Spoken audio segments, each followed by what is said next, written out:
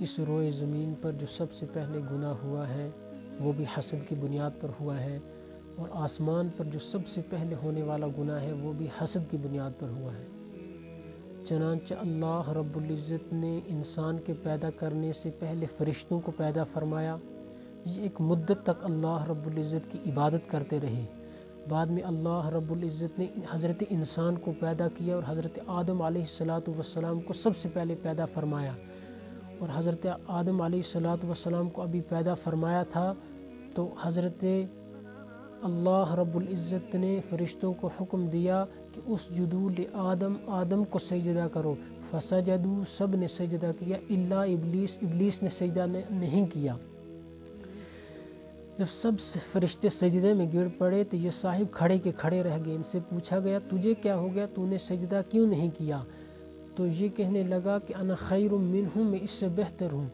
اس کے اندر حسد کی آگ بھڑکی کہ میں نے اتنے لمبے عرصے تک اللہ رب العزت کی عبادت کی ہے، اس نے زمین کے چپے چپے پر سجدے کیے تھے، یہ طاؤس الملائکہ، ملائکوں کا سردار کہلاتا تھا، لیکن اس کے اندر حسد کی بیماری پیدا ہوئی اور اس نے حضرت آدم کو سجدہ کرنے سے انکار کر دیا۔ اللہ رب العزت نے جب اس سے پوچھا تو یہ کہنے لگا میں آدم سے بہتر ہوں۔ رب العزت نے اس کو اپنے دربار سے دھتکار کر نکال دیا کہ یہاں سے نکل جاؤ اور قیامت تک تیرے اوپر میری لعنتیں برسیں گی، اور اس کو وہاں سے دھتکار کر نکال دیا گیا۔ اور عرش پر سب سے پہلا جو گناہ ہوا ہے وہ یہی ہوا ہے، اور یہ حسد کی بنیاد پر ہوا ہے۔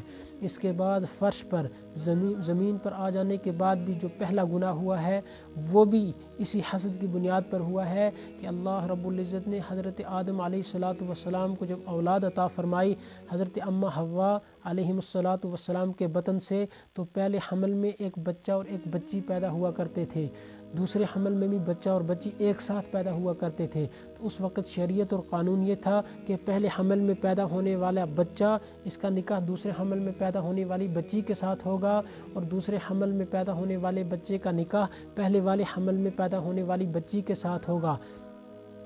تو قابیل پیدا ہوا، ساتھ میں اس کی بہن بھی پیدا ہوئی، حابیل پیدا ہوا، ساتھ میں اس کی بہن بھی پیدا ہوئی۔ قانون کے مطابق قابیل کا نکاح حابیل کی بہن کے ساتھ ہونا تھا اور حابیل کا نکاح قابیل کی بہن کے ساتھ ہونا تھا، لیکن قابیل کی بہن کچھ خصوصیات میں ممتاز تھی۔ اس نے تو اپنے دل میں ارادہ کر لیا کہ میں اپنی بہن کا نکاح حابیل کے ساتھ نہیں ہونے دوں گا، میں تو اپنی بہن کے ساتھ خود ہی نکاح کروں گا۔ حضرت آدم علیہ السلام نے سمجھایا بھائی یہ قانون نہیں ہے، قانون یہ ہے کہ تم حابیل کی بہن سے نکاح کرو اور حابیل تمہاری بہن سے نکاح کرے گا، لیکن قابیل یہ بات ماننے کے لیے تیار نہیں ہوئے، حسد کی بنیاد پر کہ میری بہن چند باتوں میں ممتاز ہے، اس کے اندر کچھ خوبیاں ہیں، لہٰذا میں اپنی بہن کے ساتھ ہی نکاح کروں گا۔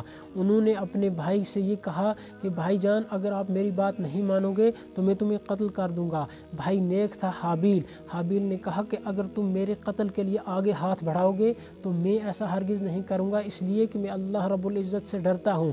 یہ بہت سوچتا رہا کہ مجھے اپنے بھائی کو راستے سے ہٹا دینا چاہیے، لیکن ترکیب سمجھ میں نہیں آ رہی تھی۔ جب ترکیب سمجھ میں نہیں آ رہی تھی اس نے بہت سوچا، بہت غور و فکر کیا، لیکن تدبیر سمجھ میں نہیں آئی۔ ایک دن ایک کوا آیا، کوے کی چونچ کے اندر ایک سانپ تھا، اس نے سانپ کو نیچے رکھا، ایک پتھر اٹھایا اور اس سانپ کے سر میں مارا۔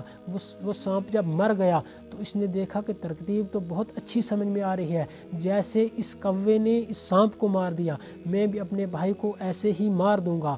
چنانچہ ایک دن بھائی سویا ہوا تھا، اس نے پتھر لایا اور بھائی کے سر پر مارا، سر کو کچل ڈالا اور بھائی اسی حالت میں مر گیا۔ اس کے بعد یہ پریشان ہو گیا کہ اس کی لاش کو میں کیا کروں۔ یہ جب حیران اور پریشان رہ گیا اور یہ سوچتا رہا، اتنے میں اس نے دیکھا کہ ایک زندے کوے نے مرا ہوا کوا لایا اور زمین کو کوریدا۔ قرآن پاک نے اس کو بھی بیان فرمایا کہ فَبَعَثَ اللَّهُ غُرَابًا، ایک کوے نے زمین کو کوریدا، کوریدنے کے بعد اس کے اندر دوسرے کوے کو ڈالا، اوپر سے مٹی ہٹا دی۔ یہ دیکھتا رہا، اس نے کہا ترکیب تو یہ بھی بہت اچھی ہے، میں بھی اپنے بھائی کے ساتھ ایسا ہی کروں گا۔ چنانچہ اس نے بعد میں کوے سے دفن کرنے کا طریقہ سیکھا اور اپنے بھائی کو زمین کے اندر دفن کیا، اور یہ اس وجہ سے قتل ہوا کہ حسد کی بنیاد پر اس نے اپنے بھائی کو قتل کر ڈالا۔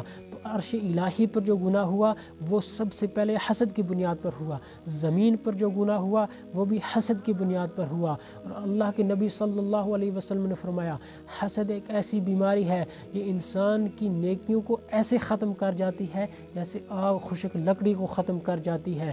تو حضور اکرم صلی اللہ علیہ وسلم کی جب بعثت ہوئی تھی تو آپ